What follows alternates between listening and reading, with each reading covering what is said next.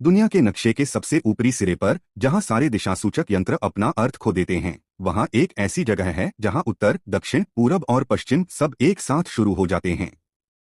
यही है उत्तरी ध्रुव। कहते हैं अगर कोई यात्री वहां खड़ा हो जाए और एक कदम भी आगे बढ़ाए तो वह किसी न किसी दिशा में दक्षिण की ओर ही जाएगा। यही कारण है कि वहां दिशाएं भी उलझन में पड़ जाती हैं। 6 महीने का दिन, 6 महीने की रात।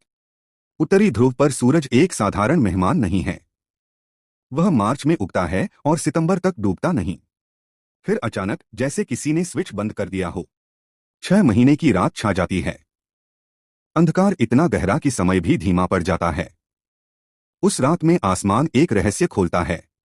ऑरोरा बोरियालिस, हरे, नीले और बैंगनी प्रकाश की नाचती हुई परतें, मानो आकाश खुद अपनी कहानी सुना रहा हो। जहां धरती भी ठहरती नहीं।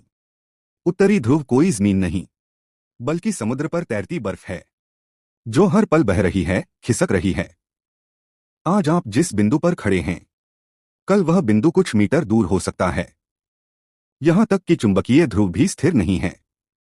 वह हर साल चुपचाप कनाडा से साइबेरिया की ओर सरकता रहता है, मानो खुद रास्ता खोज रहा हो।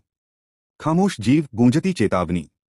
कई लोग सोचते हैं कि ध्रुवीय भालू ठीक उत्तरी ध्रुव पर रहते हैं, लेकिन सच्चाई यह है कि वे उससे भी दूर आर्कटिक के किनारों पर बसते हैं।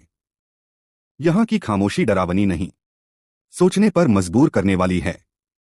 बर्फ पिघल रही है, समुद्र बदल रहा है, और उत्तरी ध्रुव मानो इंसानों को चेतावनी दे रहा हो। जहां इंसान सिर्फ मेहमान है।